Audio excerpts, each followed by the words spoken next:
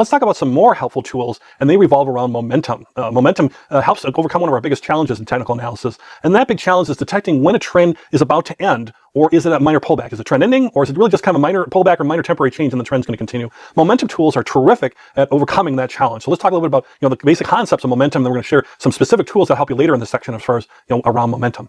So what momentum is at its basic level is it really looks at the speed of a price change. So it's actually relatively easy to calculate. It's all going to be done for you by your platform. But if you think about it, you're looking at the speed of how fast or slow our price is changing. So it looks at basically the today's price, what you could pay today for security, and what was that price X number of days ago, or periods ago, hours ago, minutes ago, whatever your number of periods are. You're going to compare those two, and it's going to really look at a rate of change, or a rate of change method, that applies some simple mathematics and percentages around that. In fact, when you look at momentum on your platform, it might not even call it momentum, it might call it ROC, or rate of change. So for example, if prices are rising fast, the momentum number that you can use to kind of use as an indicator is going to keep getting bigger. And on the chart, a momentum chart, and we'll see some examples of that in a moment, or later in the section, on the chart, it's going to show a rising line, right? So if you see a rising line, that shows prices are rising fast. If the prices are rising, but they're not rising so fast, and the line will start to flatten out, right? So you're going to see that line not be as steep. It's going to start to flatten out as prices maybe are rising, but they're not rising that fast. So momentum is all about the change in price level rather than the level itself. So it's not about the actual specific price so much. What you're really measuring is that change in that speed of that price level.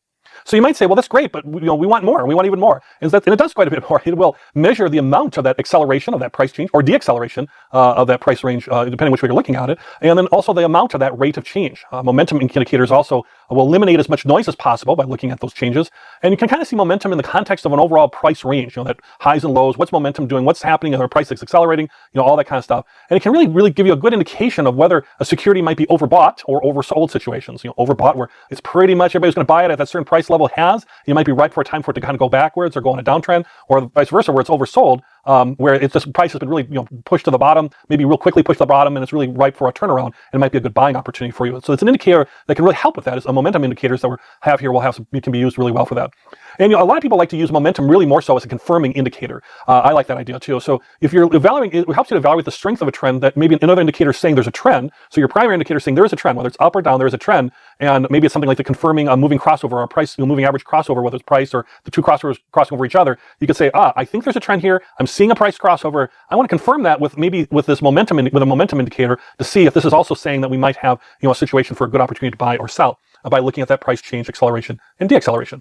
So that's kind of momentum in a kind of the basic math concept and what it does, measuring that rate of change. And then from building from that basic core foundation of the momentum calculations, there are some powerful tools that have been built on top of that you're going to see in any of these platforms as far as for trading. And what you really are going to use is these types of indicators. And the two really that stand out are the RSI, or relative strength indicator, and the stochastic oscillator too, which sounds like a fun name, doesn't it? So those lessons are coming up. But those are the key things that build on top of the idea of using momentum to analyze from a technical analysis standpoint securities. Well, let's take a brief moment or pause here to talk about the difference between momentum as a technical indicator and momentum investing, because you might have heard the term, that person's a momentum investor, for example. And they're two different things. So let's talk about that briefly. So momentum at its core is an arithmetic calculation, that technical traders are using to, as we talked about earlier, to identify the speed of change in the speed of a trend, or looking at a trend, how much are those price changes going up and down, accelerating, decelerating. It's a technical tool that we're using to really identify that. Momentum investing, as opposed to that, is really about buying a security, and it's an investing strategy just because that security is going up, without actually measuring things like the rate of change, or using possibly even any technical factor at all. So it's more of a strategy of investing. And the idea behind the strategy is that, well, something's already rising, the idea is that it will keep rising, or at least for a little bit longer. It's got that momentum behind it. It'll keep rising, for example. Or if the momentum's going downward, it's the same thing, where the momentum will be going downward. But you see the difference between the two in technical analysis. Momentum is a calculation, unemotional, just this is what it's saying, this is what the math is saying, and we're using that as an indicator to make buy and sell decisions. Where momentum investing is more of a strategy of things that keep going up, especially that type of momentum that will keep going at least for a little while. But it doesn't get into any kind of technical trading. If you could actually be a momentum investor and then try to use technical trading to identify that sell point, might be a way to do it. But they are two different things. So if you're thinking like, momentum means I'm going to be a momentum investor, not at all. It's a tool that you can use with any type of investing strategy or trading strategy. And just think of it more so as in a technical analysis aspect. The momentum is a tool to help us with our trading.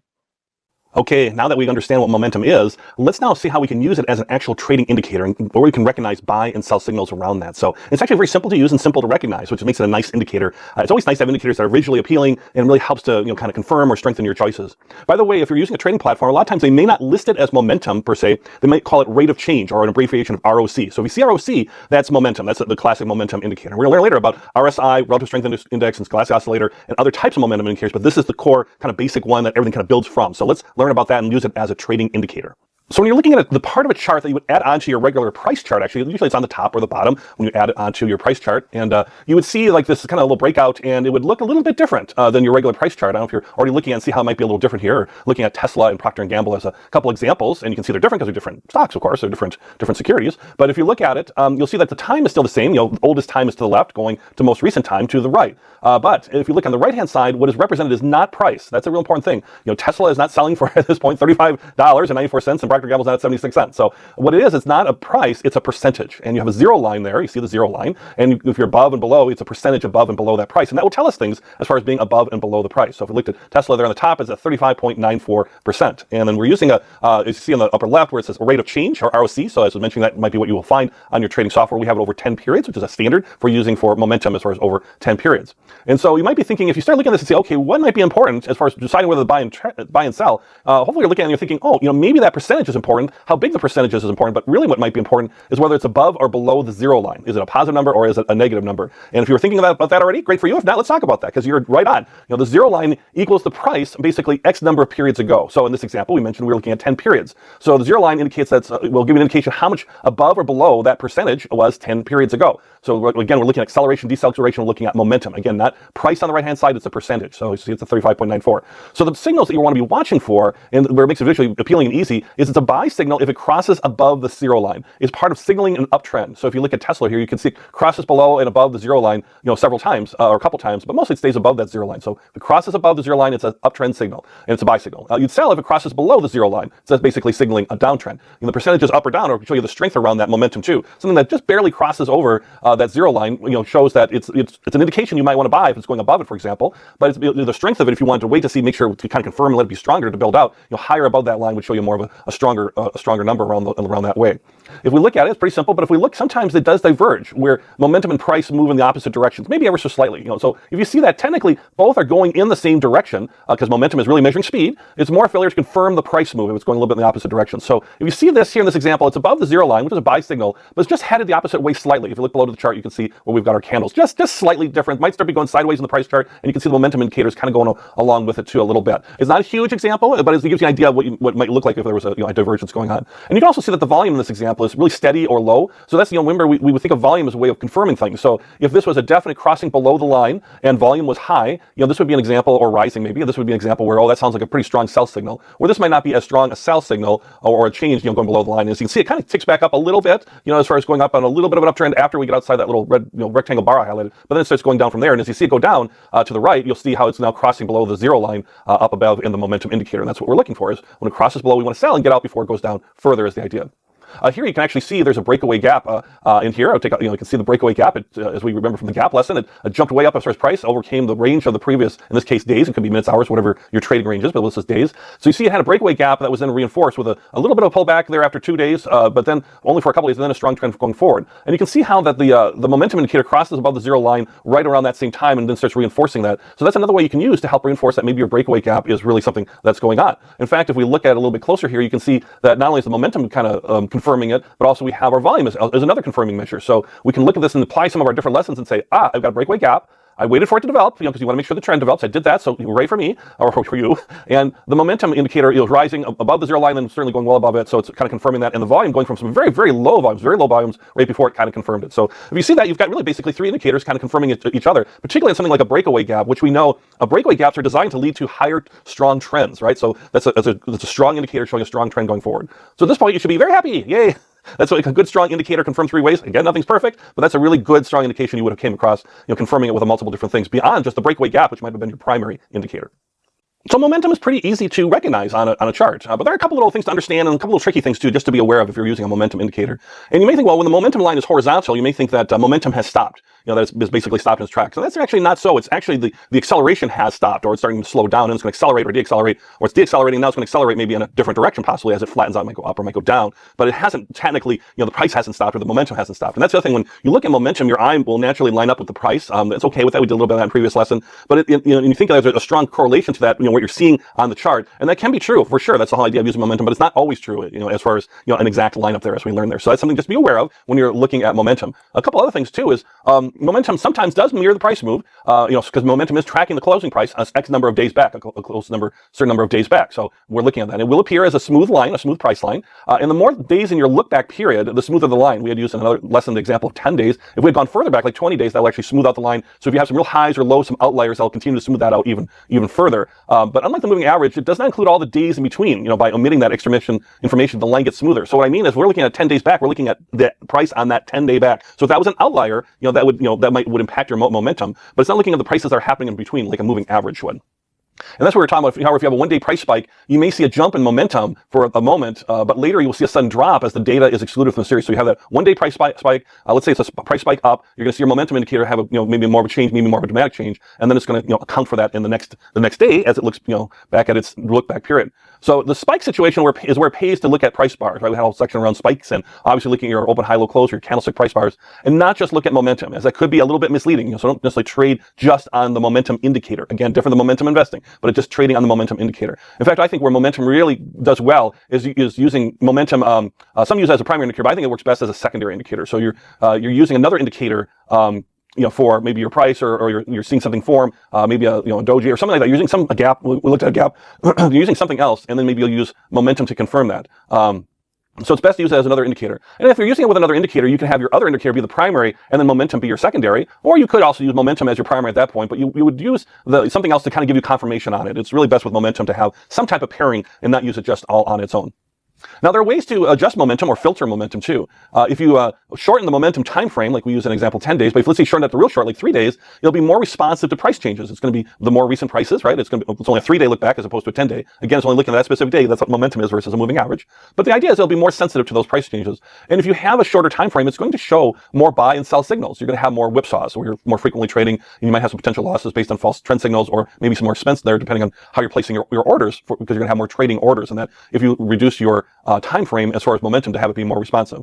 Another thing you could do with momentum too is you can filter it with a trading rule or apply a trading rule. So example, instead of buying or selling when the momentum line simply crosses the zero line, you could say you will take a buy or sell action only when the momentum line is crossed by more than 2%, right? So it's got to be at least 2% above that zero line or 2% below that zero line for a decision to be made. So now if you think about that, well, there's an opportunity cost by delaying for that 2% to be in place. And that's exactly true. That's what happens with filters. It helps strengthen your decisions, but it also costs you in terms of opportunity costs that you could have bought in. Let's say you could have bought in a little bit earlier and had a little bit more profit by getting in earlier than waiting for that 2% to happen. But again, that'll help eliminate whipsaws. It'll help reduce whipsaws, help strengthen your buying decisions, especially if you're coupling it with another indicator saying, all right, I see this other indicator, this primary indicator out there. I'm going to follow my primary. I'm going to use momentum as my secondary to confirm, but I'm only going to use my momentum to confirm if it's, let's say, 2% above the zero line and my primary indicator is still showing a buy signal. Now I feel confident to maybe make a trade, maybe even a bigger trade at that point. So that's another way that you can kind of start putting this together. And later in the course, we talk about how to kind of do this and start pairing up different types of indicators. And momentum is great to pair up with other indicators as well. So with that, that's the building block of momentum, and you can just trade right on momentum, or you probably see it as ROC or rate of change,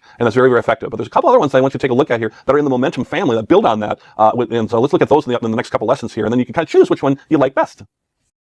All right, well, you may be actually saying to yourself something like, Steve, momentum or rate of change is nice, but I don't want to wait as long to buy or sell before it crosses the zero line. I want to kind of get in there a little sooner. If that's true, then the very popular RSI is for you.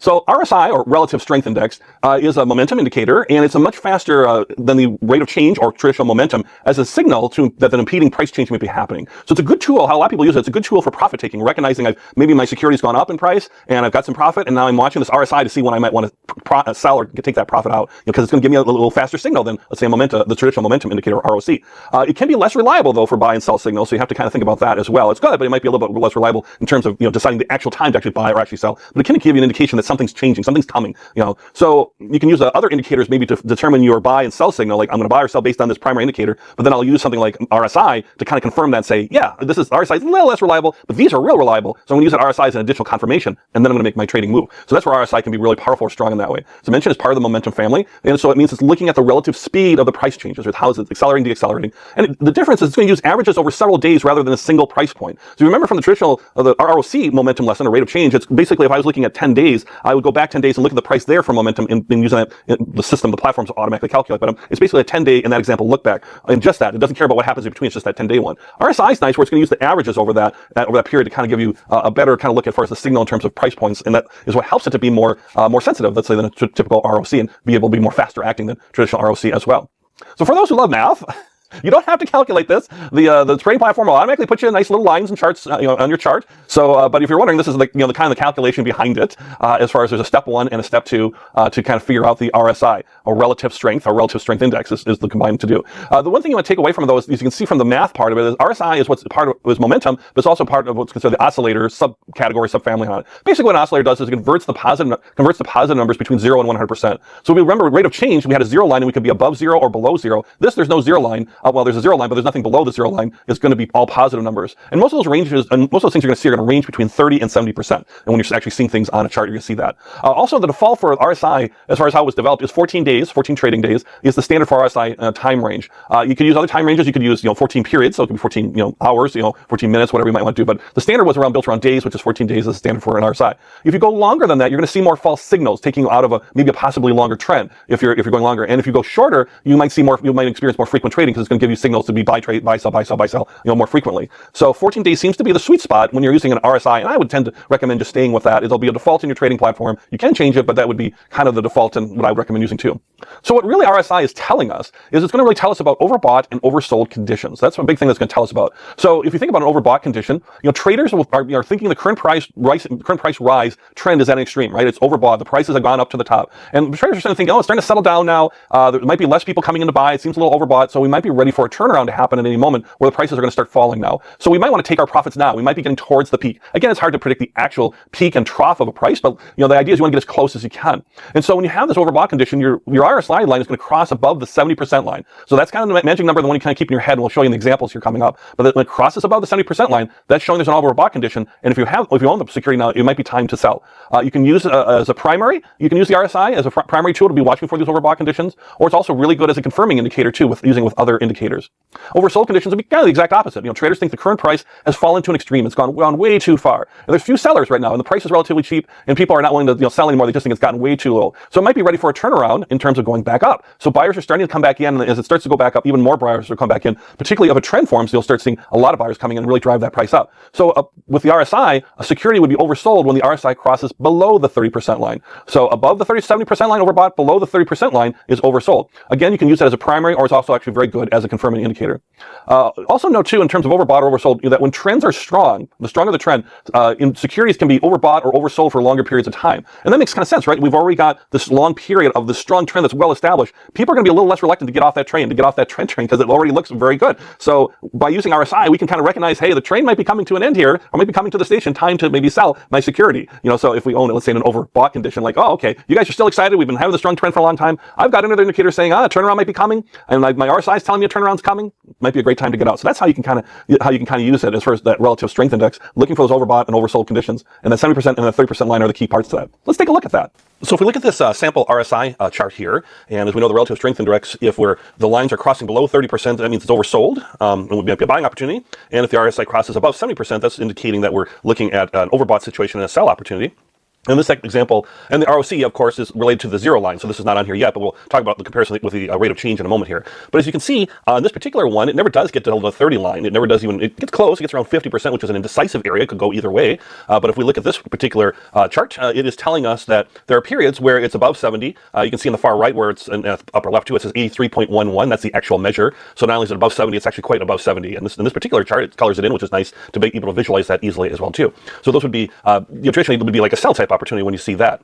If we use the same security and now we put below the RSI, we put the ROC, you can see how they follow along very similarly. As far as the movement of the lines are very similar in pattern. The ROC, of course, is going to use that 0 line, and if it crosses above the 0 line on the ROC, as we recall, that's a buy signal. If it crosses below the ROC, that is a down or an uptrend signal, and if it crosses below the 0 line, that's a downtrend signal or a sell type signal.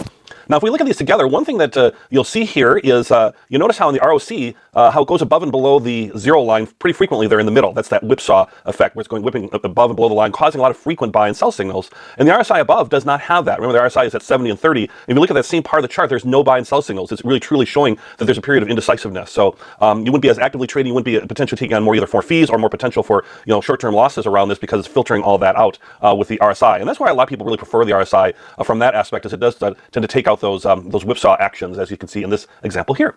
So RSI's relative strength index is extremely popular. Many times it is a default. When you go into a trading platform, and they might automatically put things like candlesticks in your chart, or they might automatically put other types of indicators in your chart, or above or below the chart. RSI is a very popular one that sometimes is a default. So that means it's very popular, very useful. A lot of traders are looking at it, and a lot of people use it as sometimes as a primary, but a lot of times, I like to use it as a confirming something else. So RSI is great. So take a look at RSI as part of being part of that whole momentum indicator family. Another great indicator that you can use to really identify overbought and oversold positions is the stochastic oscillator, which has kind of a fun name too, doesn't it? And since it's an oscillator, we know that the numbers are going to be positive numbers from 0 to 100%. Again, I'm not going to show the price, it's going to show a percentage from 0 to 100% that you can use to evaluate. We're going to show you that in a moment here. Oh, by the way, too, this is actually kind of poorly named. Stochastic actually means randomness. And what we're trying to do is find out order and patterns, right? And it does help us with that. So I don't know why they chose that name, but it's not the perfect name for it, but it's a good momentum indicator. So let's take a look at the stochastic oscillator.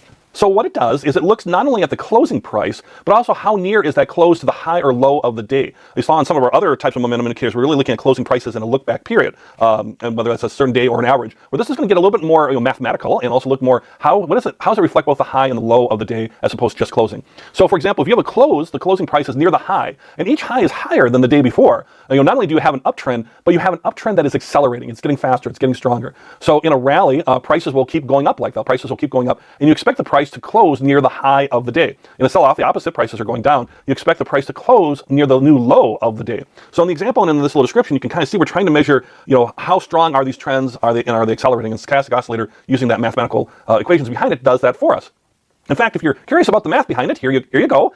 Again, the trading platform will automatically do this for you and automatically, put the lines on the chart there for you, so you don't have to worry about doing the calculation. But it is an interesting calculation. There's some parts you need to kind of, know about in there. One is you're going to see, because you're going to have some inputs later here, and we're going to talk about that, or some choices here in the next slide. First off, when you see something that says percentage K, that is the stochastic oscillator. So that if you're looking at percentage K, that's the indicator. And then it's going to be compared to a 3-day simple moving average. How the formula was developed there back in the 50s, and that's going to be identified as percentage D. Don't worry, there's nothing else in technical analysis as a percentage K and percentage D, or it gets weird like this. But on your chart, you're going to have these two lines, and they're going to be labeled percentage K and percentage D. Again, the percentage K is the stochastic indicator, and percentage D is a comparison to the 3-day simple moving average, and you're going to look at these two lines in tandem. Now, let's get to the worst slide of the course. Well, I mean, not the worst slide, but they make it a little bit more complicated for you if you want it to be. So there's 3 common types of stochastic oscillators you can choose from, and usually they're all on your trading platform, and they're labeled a little bit weird, so I want to make sure I covered that for you. So you're going to see them labeled as fast, slow, and full, which had better names, but that's what they call them: fast, slow, and full. So the fast stochastic oscillator, that's the original one. That's the original one we just looked at as far as the mathematical calculation. That's the basis. That's the basis for everything. So that's the base. Then you can choose something like a slow stochastic oscillator, which will help make your percentage K look a little less choppy. It smooths out even more. And you can see how the formula changed a little bit more. They added smoothed it out with a 3-day period SMA built right into the percentage K, and then comparing that to the 3-period SMA of the slow K, or slow. It's the 3-day SMA basically is what it is. It's the slow percentage D. So what you're really getting with the slow one is a little bit less choppy of lines. You've seen them a little bit more choppy. You want to smooth them out a little bit more. Then you could use a slow stochastic oscillator. And then there's the full stochastic oscillator, and all that really does is allows you to customize the number of periods. As remember, the number of periods is a kind of a default there, and that default is 14 days. If you were to look at the formula back in the previous slide, it's a 14-day default. So, but if you wanted to change that from 14 days, you can put in whatever number of periods that you want. And that's really what the full stochastic oscillator does. This gives you more flexibility in days. Again, a lot of research on things around stochastic oscillators. 14 days chosen for a reason. So it matches up with RSI, similar type thing. So you might want to stick with that. I would certainly recommend it. But you can also, it's perfectly fine if you become more comfortable with your trading. If you want to have more customization, you can certainly do that. I will tell you that most people use the original formula in the original format, or so they're choosing in effect the fast stochastic oscillator if they have a choice on their trading platform. If you don't see choices, usually they give you one, but if you don't, then just if it's a stochastic oscillator, understand that it's the original formula and that is the fast one. Again, wish for better names. So if we look at it graphically here, you're going to have your percentage K, the stochastic oscillator, and then your percentage D, which is that 3-day simple moving average of that percentage K. So it's a relationship between the two. And what it's going to do is it's going to generate 2 lines on your chart. You're going to see, you can kind of see here where it says STO, stochastic oscillator. The percentage K is 14 days. That's the default. The percentage D is 3, because that's the 3-day simple moving average. So that's the default too. Generates 2 lines on that, and you can see the 2 lines here right on the chart. and you can see that they kind of move a little bit in tandem, and you can see how the 3-day one, the pink one, is a little bit more smoother versus being less up and down. So that's because it's a shorter look back period. If you were to customize these and put, let's say, an 8-day as the, for the percentage K, if you did customize it, it would then smooth out that percentage K a little bit more. But we like to use a default here, so that's what it kind of looks like as far as the default. All right, so that's great. Now, how do we use it? Well, here's how you use it, because you're trying to, again, recognize these overbought and oversold conditions. Overbought, traders think the current price rise is an extreme, it's too high, we're ready for a turnaround, and so we want to take our profits now, reaching the peak. So an overbought is indicated when the stochastic oscillator crosses above the 80% line. So in this case, you're looking for the 80% line, and you're looking for it when it's overbought, and you want to look for that. You're looking for it to be above the 80% line, and you're going to actually make the sell decision that it's overbought when the percentage K crosses below the percentage D. Okay, so you got two things going on here. We're looking for that overbought condition, and we're looking for a sell signal, and that's going to tell us when we think we're getting really close to the peak, and that's that percentage K is going to cross below the percentage D. The overall or oversold condition is when traders think the current price fall as an extreme, it's gone way down in price. There's few sellers, and the price is relatively cheap, and it's ready for a turnaround. That we're thinking buyers are going to start coming back in. And how we see this with a stochastic oscillator indicator is an oversold is going to be indicated when the stochastic oscillator, the percentage K, is below the 20% line. So there's no below zero. Remember, it's an oscillator, so it's between 0 and 100%. And there's no prices. It's a percentage, so it's going to go below the 20% line. And we're looking for the percentage K to cross above the percentage D to give us indication that's the time to buy. Right. So it's kind of like these two kind of sets of conditions that you need to meet for it to be kind of implemented. So if we looked at this again graphically on here, you're selling when the percentage K is above the 80% line, showing an overbought condition, and it's crossing below the percentage D. Now let's look at that visually on the chart there. And the same thing, but you're going to buy on the low part when it's below the 20% line and crosses above the percentage D. So you can see where we have highlighted real strongly the blue lines there for the 80 and the 20% on the right hand side. And you can see in this example with Tesla, there's conditions where it does that, where it's above or below, and it crosses over each other to kind of confirm the pattern within itself. And there's times when it's in between, and then you're taking no action at all. It's just neither overbought nor oversold. It's just kind of waiting for something to happen. Well, either a sell signal or a buy signal for that to happen within there. And in this view, you have the price chart on the left and on the bottom of the left, and on the top is the stochastic oscillator. And you can see where the lines are crossing the 80 and 20% line, and also when they're crossing each other. And you can kind of see where that's happening, where it's looking at the chart itself on the right-hand side there, when that starts to kind of match up. And again, you want to have those two conditions be met, and that's the whole idea. Is you're trying to anticipate these buying and selling conditions. So if we look at the chart on the right, you can see where our once we cross, actually when the crossing happens, that's when we see we're on this uptrend firstly, and we see the cross. It's above the 8% line. It crosses below, and that's when we're going to sell. And then as the indicator worked, and it showed a downtrend from there. Then it flattened out, and then we saw we're kind of bottomed out. And as we saw it start to rise above that 20% line, we saw a buying condition, at least for a short period of time, where it might have been in a buying area. So that's another way that you can kind of look at these two as far as with the price charts. But a great way is to start just with your stochastic oscillator, be watching that, and then confirm it with other types of price indicators. By the way, we talked about fast, slow, and full stochastic oscillating charts. Fast is the original, with a 14-day. The slow is one that uses the original and kind of smooths out that 14-day price. And a full one is the one where you can input your own numbers. So if you look at the first two ones here, it's the exact same chart for Tesla in the exact same time period. And you can see that the one below, the fast STO or stochastic oscillator, a lot more jerky up and down, a lot more up and down there, not as smoothed out as far as the black line. If we make that into the slow one, you can see how it now adds an extra smoothing factor with a factor built into the equation, the SMA built into the equation, the simple moving average, in addition to the percentage D. And so that makes it a little bit easier to read and see as far as when these lines might be crossing. So sometimes you might see something using your traditional one, your original one, and then it's just a simple click of a button or two to overlay it with a slow one or replace it with a slow one to kind of see it a little bit better visually. Again, the full one on the bottom that's all customized between them. So whatever you put in is going to have a dramatic input on the chart. I used the 10-day for a shorter look back to see if it was more price sensitive, which would be more price sensitive by using it on a full STO. So if I like it, but I want to be more price sensitive and even more reactionary, then I might put in a shorter time period versus, let's say, a longer time period. So as you play around with this, you can kind of get an idea how they look. I would say most people, they're using the traditional, the original STO, or it would be termed as a fast, and then they might use the slow one to just kind of see it a little bit visually right before maybe they're decide they're going to do something. They want to just make sure they're seeing what they're seeing a little bit clear, and so they'll use the slow one in that aspect. So we learned some powerful momentum indicators, some oscillating indicators that can be really, really good. And you might be asking yourself, okay, what's the difference between an RSI and the stochastic oscillator? What's the difference, and is there a better time when I should use one or the other? And that's what we're going to talk about in this lesson. So first off, let's talk about their similarities, because it's more similar than different, actually.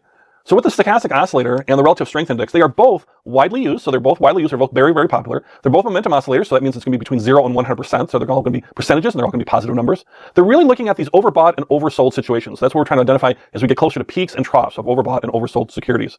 And they're simple to use. So simply, you can just choose your parameters, or just choose it, and it'll overlay the graph. And you can just watch for the, as we learned in the previous lessons, you can watch for the conditions, the buy and sell signals. And they're really good to use to confirm with other indicators. So if you're using something else as your primary indicator, a candlestick pattern, a chart pattern, maybe a moving moving average, whatever it might be. These oscillators, these stochastic oscillator and relative strength index, are good to use to kind of confirm what you're seeing. So really what the big difference is, and how we might apply that, is under the underlying philosophy, which gets into the math, which gets into the calculation. Again, you don't have to calculate it on your platform, but if you think about it philosophically, this is where the difference comes in.